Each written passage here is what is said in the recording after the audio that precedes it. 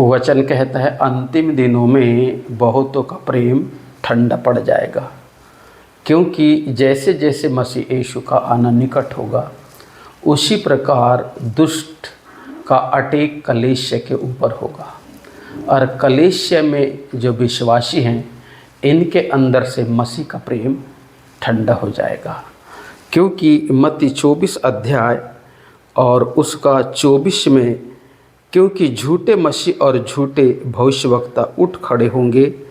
और बड़े चिन्ह और अद्भुत काम दिखाएंगे, यदि हो सके तो चुने हुए को भी भरमा दें, क्योंकि यीशु के आने के पहले ये सब होने वाला है। और आज की कुछ ऐसी स्थिति है कि ये जो चीज़ें कलीसिया के अंदर दिखाई देना शुरू हो गई है, क्योंकि हम सोचते थे कि अरे अभी ऐसा होने के लिए तो बहुत समय है, अभी तो यीशु को आने के लिए बहुत समय है। परंतु प्रभु यीशु मसीह जब अपने चेलों को, जब वो एकांत में बैठे थे और उसके चेलों ने उससे पूछा था, तो यीशु ने उनको समय, तारीख, डेट तो नहीं, परंतु कुछ चिन्हों को प्रभु ने प्रकट किया था। और वो जो चिन्ह आज की स्थिति में हर जगह दिखाई दे रहे हैं, क्योंकि कलीसिया के अंदर आज विश्वासी का जो समर्पण था वैसा समर्पण नहीं है। कलीसिया में पहले विश्वासी अपने अगुवे के साथ वफादार होते थे, परंतु आज परिस्थिति कुछ अलग है, क्योंकि आज की स्थिति ऐसी है कि आज विश्वासी को चमक धमक चाहिए, धार्मिकता से उनको कोई मतलब नहीं है, उनको चमक धमक चाहिए। और ऐसा आज हर जगह देखने को मिल रहा है। परंतु प्रभु यीशु मसीह ने अपने वचन में स्पष्ट रीति से कहा है कि जब इस प्रकार का चिन्ह और घटनाएं को जब तुम कलीसिया में या संसार में अगर होते देखो, तो प्रभु ने अपने वचन में कहा है कि तुम अपने आप को सावधान कर लेना, मतलब केयरफुल हो जाना, सावधान रहना और प्रभु यीशु के चरणों को पूरी तरीके से पकड़ लेना चाहिए, क्योंकि इन अंत के अंतिम दिनों में जहाँ परिस्थिति बिगड़ रही है, मौसम खराब हो रहा है, लड़ाइयाँ हो रही है, बीमारी बढ़ रही है, कलीसिया में विश्वासी का प्रेम ठंडा हो रहा है, पहले की कलीसिया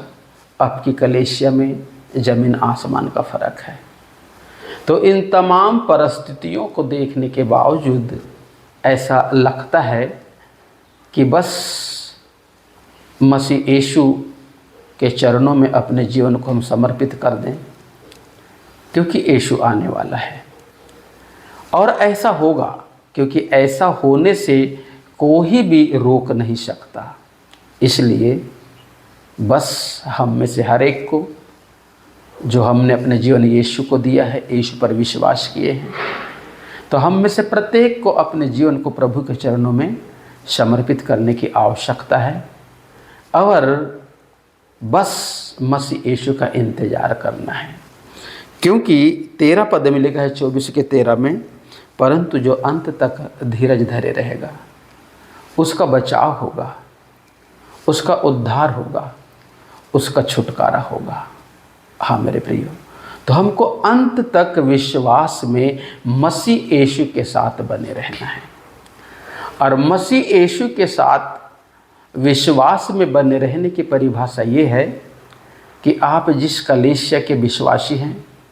और जो आपका पास्टर है, बस उस कलीसिया को और उस पासवान को पकड़कर अपने जीवन को प्रभु के चरणों में समर्पित करिए और बस प्रभु की आस देखते रहिए, क्योंकि वो आने वाला है।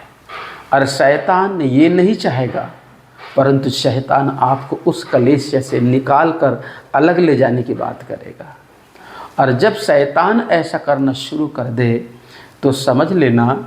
कि आखिर शैतान मुझे इस जगह से निकाल कर दूसरे जगह क्यों ले जाना चाहता है। इसका मतलब ये है कि जब ऐसा आपके मन में विचार उत्पन्न हो या कोई दूसरा आपको इस प्रकार से अगर गाइड करे, तो समझ लेना ये दुष्ट आत्मा की ओर से है और वही पल वही समय आपके लिए होगा कि आप उस जगह विश्वास में स्थिर रहिए, क्योंकि प्रभु उसी जगह आकर आपको छुड़ाएगा। क्योंकि हमने यूहन्ना 5:5 में अपने एक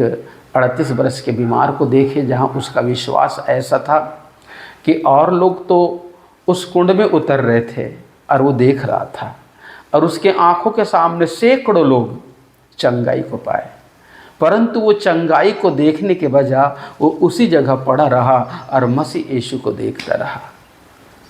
और एक ऐसा भी समय आता है, यीशु उसके पास आता है और यीशु उसको उसी जगह चंगा करता है। इसलिए मेरे प्रियो, आप जिस कलीसिया में हैं उसी कलीसिया में अंत तक बने रहिए, क्योंकि जब यीशु आएगा तो उसी जगह से आपको लेके जाएगा। प्रभु आपको आशीष दे।